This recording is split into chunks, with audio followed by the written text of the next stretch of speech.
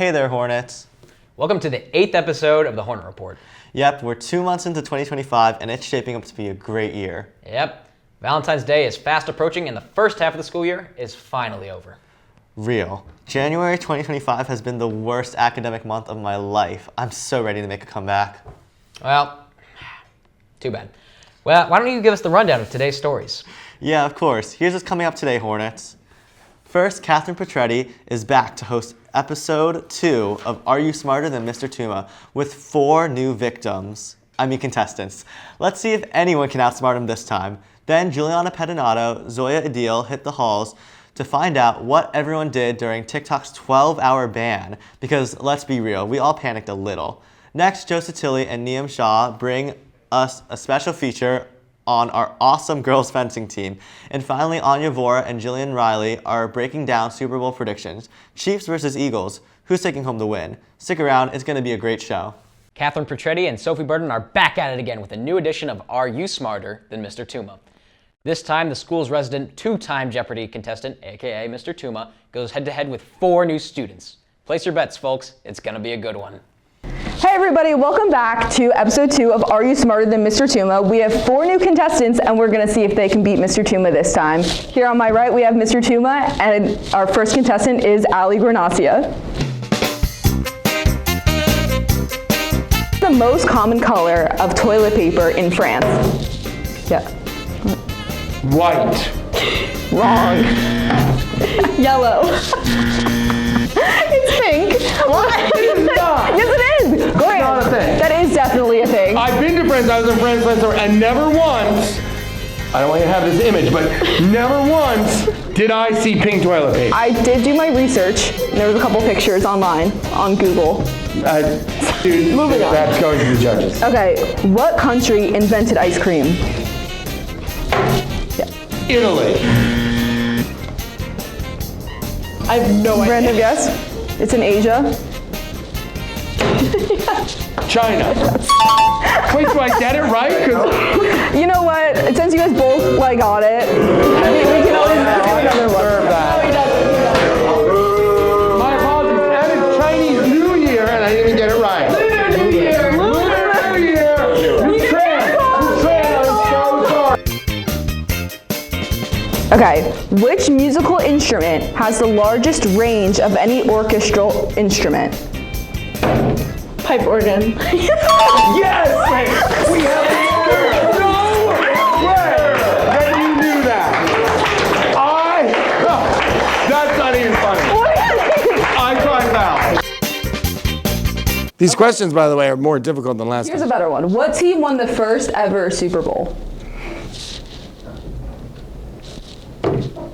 Come on, you guys don't know this? No. Yes. Cowboys. Green Bay Packers. I am smarter than Mr. Tuma. He definitely is. He definitely is. Although definitely not cooler, because I don't know what that was, but. Our next contestant to see if they're smarter than Mr. Tuma is Caitlin Vitolo. So far, I'm doing terrible. Caitlin, I'm at my weakest. It's okay. Okay, your first question is, what is the biggest bird in the world? Ostrich. That's correct. I could have said flightless, but I don't know, I feel like it would have gotten it. So it would help. Yeah. Also, that's negative. Flightless? I don't want to, pigeonhole the ostrich. No. Well, we can't fly, so. Oh, another bird joke. Another little bird joke. The ostrich, yeah, bird joke. I hope that Bird fun. I hope that doesn't get edited out. It definitely will. Okay, what is the Geiger counter used to measure? No way you know this. Okay, do it. Go on. Go on. Electricity, metal, earthquakes. So you're actually that's a lot of answers. Okay, do you have an answer? That question, because I get disqualified. Well, yeah, you can answer it. The Geiger counter? Yeah, what is the Geiger counter used to measure? Radiation. Correct!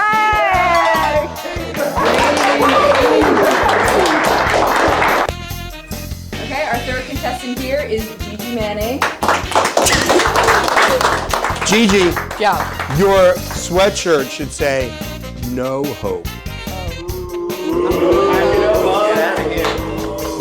Which fast food restaurant was the first to have a drive-thru? In-N-Out. Correct.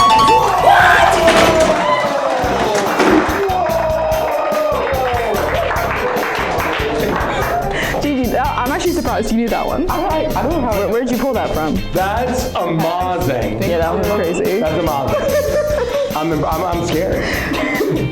Okay, here's like a little math one. How many edges does a cube have?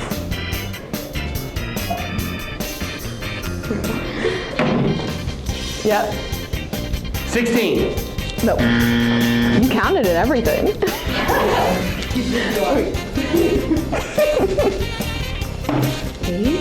The correct answer is 12. Yeah. What was the first soft drink to be consumed in space? Coke? Is that a soft drink? Yeah. Coca-Cola.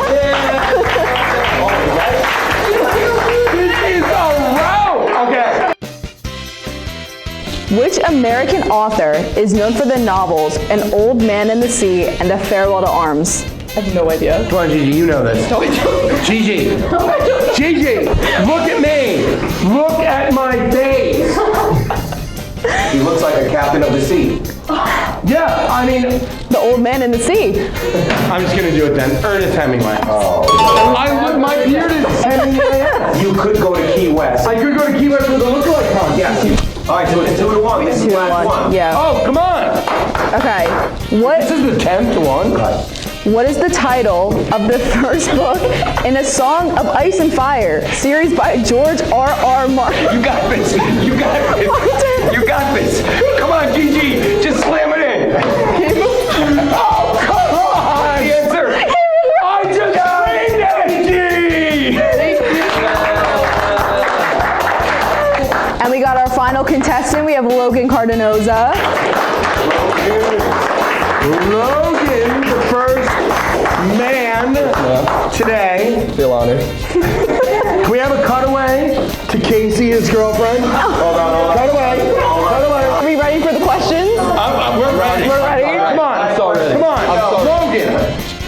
Come on, get ready, man. Sumo wrestler. Okay. Which U.S. president was a licensed bartender?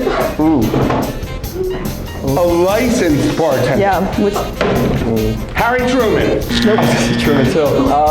2 hours later. Okay, the answer was Abraham Lincoln. No. Yes, it was. I did my research. No. I did my research. I don't know. I'm not investigating that. Okay.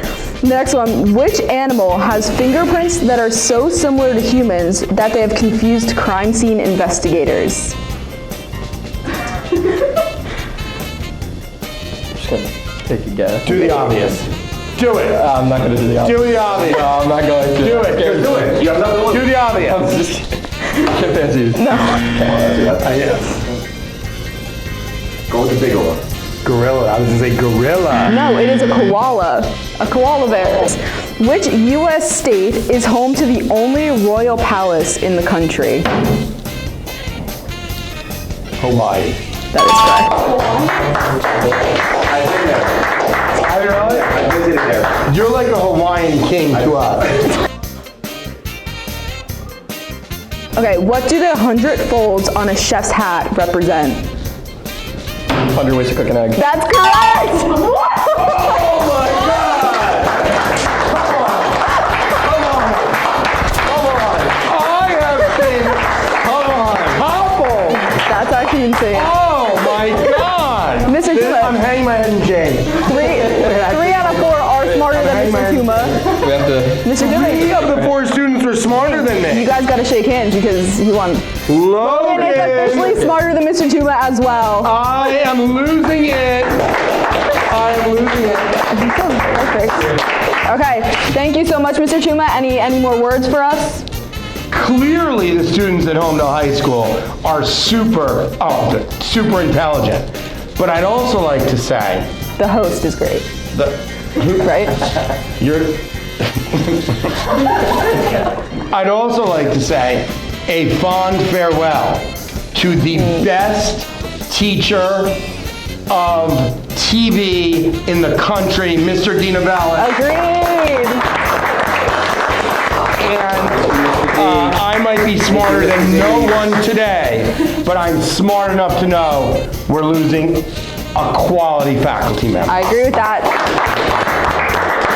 That is a good I'm not one. as smart as you. Great round of Are You Smarter Than Mr. Tuma? I'm stunned. Mr. Tuma actually lost? He is human after all. Congrats to our winners. You met the challenge and slayed the dragon. You may go to Mr. McCauley's office for your parting gift. Now, speaking of challenges, let's talk about one that had everyone struggling. When TikTok was banned for 12 whole hours, Juliana and Zoya hit the halls to find out how HHS students survived the unexpected social media blackout. Let's see what they had to say. Hey Holmdel, it's Zoya. And Juliana. And today we're gonna go see what people did for 12 hours while TikTok was banned. I'm here with Rachel Hunt. Hafsa Osman. Okay, so during the TikTok ban, what did you guys do while it was banned for 12 hours? I was like FaceTiming all my friends and everyone was like freaking out. Like they were like, oh my gosh, like what do we do? Like and I was like getting like withdrawals, so I was like I kept opening the app. I was like, why isn't it working? I did. How long do you usually spend on TikTok? How was that affected by the ban? Definitely like unhealthy, like maybe 6, mostly 6, maybe 4 on a weekend or so, maybe like 2 on a weekday. And that actually really affected me because I just find myself opening the app every time I'm on my phone. It's like muscle memory. So when it got banned, I was like opening the app and like it just wasn't working. I was like, oh my God. So I was at my friend's birthday party, so we were all like freaking out that like TikTok was banned. And then I went to sleep. And I woke up and I went to practice and then TikTok was unbanned and I was so happy. I was like, oh, yay! So it was like towards the night, so I just went to sleep and then I woke up and it was back on, so that worked out. So you weren't really that affected by it? No, but I usually like take my nightly scroll before going to sleep, but it's fine. I just went to sleep. I was on Instagram Reels. I was a little upset. I was crashing out a little bit. I was like very disappointed, but then like I thought it was banned for good, so like I deleted it, so I'm cooked and I don't have TikTok anymore. Oh my God, I feel so bad, but hey, hopefully it comes back. I went for a little stroll around my neighborhood and I was kind of happy because like I used to be like really addicted to TikTok and then I was like, yes, finally, like I'm not gonna be addicted. And then it came back and then I was addicted again and yeah. I kept excessively clicking the app, like thinking it was gonna like open. Magically come back? Yeah. What'd you do after? After, I kind of just like scrolled on TikTok for a long time. So wait, you have it back now? Yeah. How's it feel? Very good. When I was watching TikTok, it got banned, and then I was really like confused because it was supposed to be banned at 12 instead of 10:30. So then I ended up watching Instagram Reels for the rest of the night, and then I woke up and it came back. I switched over to Instagram Reels. How do you like that? Instagram Reels is better in my opinion. I agree. Well, that was something. See, I didn't have TikTok in the first place, so I wasn't really affected by it. But Zoe, what did you do? I had TikTok, and unfortunately, I kept clicking it, and it said, sorry, it's not available, so I had to delete it. And now I'm an Instagram Reel person, so. Oh no, well, I hope you can get it back soon. Thank you. Back to the studio. Well, thank goodness TikTok is back. Lord knows where some of us would have been without. Dude. Seriously? Well, moving on, we go to Joseph Sottile and Niam Shah for a closer look at the girls' fencing team. Thanks, Coop. The Hornets have been making waves across multiple sports this season, but one team in particular is rewriting the program's history books. The girls' fencing team, despite being one of the newest programs at Holmdel, has clearly become a force to be reckoned with. In just a few short years, the team has developed into one of the most competitive teams in the state. Their secret? A mix of dedication, leadership, and a commitment to perfecting their craft. Here's Coach Quinn and the girls' team. I'm here with the head coach of the Holmdel Girls Fencing team, Coach Quinn. So, when you started up the program a few years ago, was struggling in the first few seasons. How did you turn this program around? Not me. Start there. Our girls, they, a lot of them were first-time fencers a couple years ago, and just throughout the years, they've, whether it be in season or off season, they've all put in a ton of work, and it's just kind of paid off this year for sure. So you girls are both seniors. How have you really seen this program grow over the last few years? The first year we were here, I think we went like 0-6, so we lost all of them. And I think the big thing is just how, even though we keep losing fencers, like more keep stepping up, and a lot of the freshmen are really good, and they just replace everyone we lose. And yeah. Yeah, I think definitely during the first year we were all like beginners and some of us just want to do it for fun, but now we all have like each other and we all have good experience, and I think that made it a good team. Like you said, how has this overall culture changed as these years have went by too? This whole team culture, chemistry overall. I think honestly, with the more people, it was a lot more fun to like go out for like dinner and stuff like that. We kind of grew as a team. A lot of us maybe, I guess, kind of stepped up as, I don't know. We also like cheered each other on all the time whenever we have matches. So I think that's like a good way for us to have like school spirit and just help each other out. Really one thing that we've kind of been lucky with is, some of our fencers that are more experienced have, really taken those younger fencers who really have no experience, and they've kind of worked really hard with them, every day in practice just to get them better and get them ready for our meets. How do you see this program just growing overall in the future, and what do you do to really maintain the success going forward? Well, again, it really comes down to the kids. We got great kids here, and what they're willing to do and what they're willing to put in is what we're seeing and the results that we're seeing. So year by year, I think we're only going to get better, and I guess time will tell. Meanwhile, the boys basketball team are also turning heads with some strong performances in their recent games. After a statement win and a season sweep against rival SJV, they continue to build momentum heading into the crucial stretch of the season, which can either make or break their season. Finally, the wrestling team continues to prove why they're one of the toughest squads in the shore, picking up wins behind standout individual performances from Christian and Alex Reyes, Mike Tedisco, and Dylan Plaka have been the keys to the boys' success this season. I'm Joseph Sottile, and this is your Hornet Sports Report. Great stuff from Joe and Niam on girls fencing. Always awesome to see our Hornets in action. Now, shifting from our school sports to the biggest game of the year, Aanya, Vora, and Jillian Reilly are here with Super Bowl predictions. Chiefs or Eagles, who do you think is taking home the trophy? Let's find out. Hey Holmdel, it's Aanya and Jillian, and this upcoming Sunday is the Super Bowl with the Chiefs versus the Eagles. Come along with us to see who you guys are rooting for. What are your predictions for the upcoming Super Bowl this year? Taking the Eagles to win it. Why do you want the Eagles to win? Why? Because I honestly not a fan of either team, but I guess I have to say I like the Chiefs. I like the Chiefs less, and I think Saquon has 2 rushing touchdowns, maybe a receiving touchdown. What are your predictions for the upcoming Super Bowl? I think the Eagles are going to win 27-20. Saquon Barkley winning the MVP.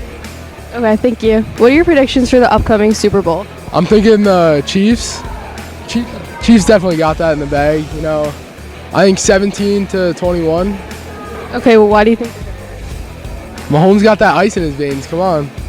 Who do you think is going to win in the upcoming Super Bowl? Chiefs. Why? Because they're better. So what are your guys' predictions for the Super Bowl this year? I think the Eagles are going to win. Eagles. Yeah. Who do you think is going to win the Super Bowl? Eagles. Okay, thank you. What are your predictions for the upcoming Super Bowl this year? As much as I hate Patrick Mahomes like everybody else, can't head against him. Give me the Chiefs, 33-27. So why are you rooting for the Chiefs? I'm not. Okay, thank you. Yes. Who do you think is going to win in the upcoming Super Bowl? Eagles. Why is that? Because we have Saquon Barkley, and I will always support my hometown, so yeah. Thank you. What are your guys' predictions for the upcoming Super Bowl? So I think the Eagles are going to win because Saquon, he's just a beast. Okay. The Chiefs. Patrick Mahomes can't be stopped. Hey Aanya, that was a pretty fair split. It sure was. Who are you rooting for? I'm rooting for the Kansas City Chiefs. Me too. Back to the studio. Well, there's definitely a lot of excitement. I know I personally cannot wait for the Kendrick Lamar halftime show. What about you, Cooper? Saquon Barkley, if you can hear us, Please save us, Saquon Barkley. Man, it's just the Chiefs. These bandwagoners, man. These bandwagoners. Taylor All right. Swift, please. Taylor Swift, bro. Taylor Swift, double please, magic. please. I don't want to see a three-peat. All right. I mean, I'm a Giants fan. I'm a You're Steelers fan. Yeah. Let's do this. It's ELGSES Eagles! Hey, sorry about that. Just had to take care of something real quick. Great. Okay, well, if we're not forgetting anything, then I think that about wraps up today's episode. To stay in the know with our HHS Hornet Report crew, follow us on our social media. Our Twitter and Instagram are at HHS Hornet Report, and our Snapchat is at Hornet Report. We hope you'll join us next time, where we'll bring you this week's best at HHS.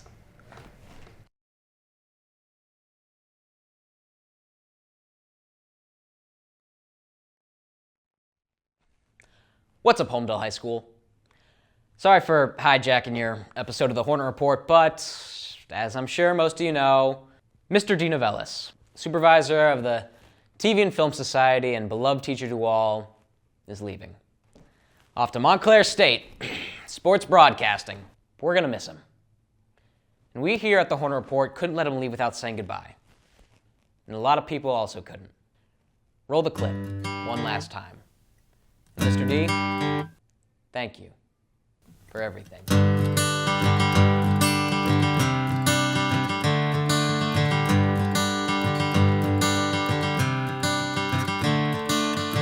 Another turning point, a fork stuck in the road.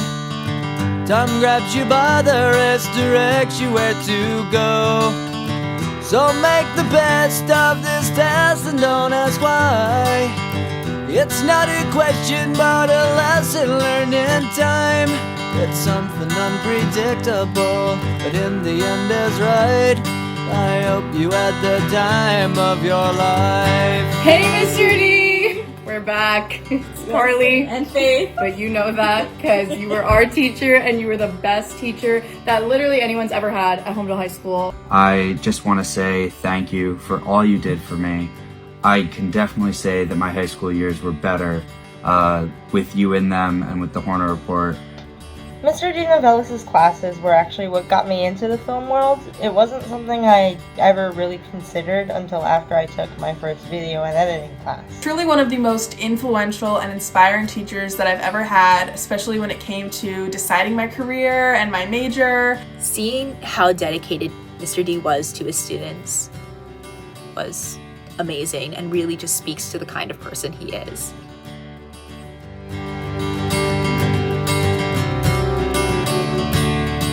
So take the photographs and still frames in your mind, hanging on a shelf in good health and good time.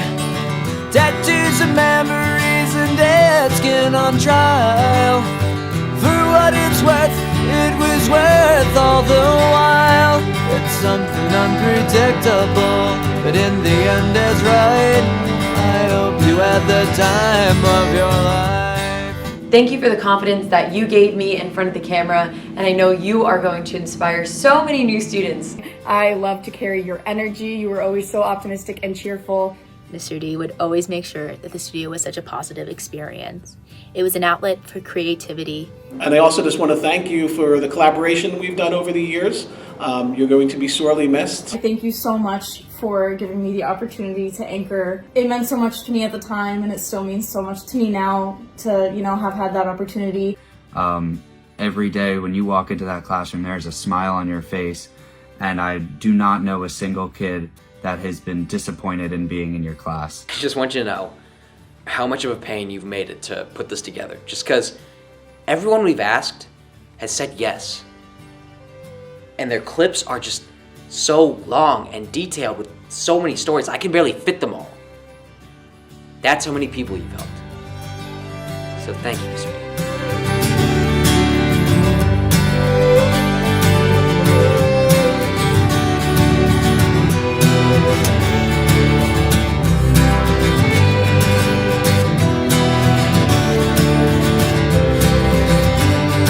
It's something unpredictable, but in the end it's right.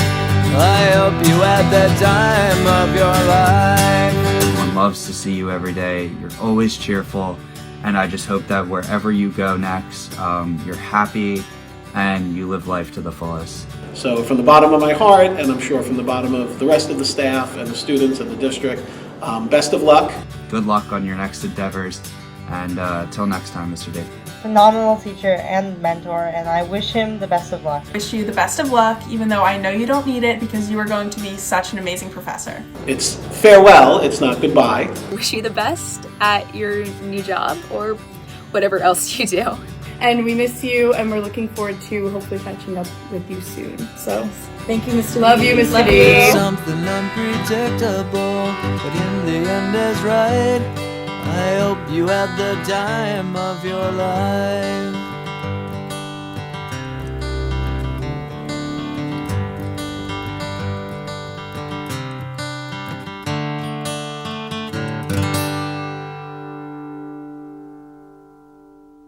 Bye, Mr. D.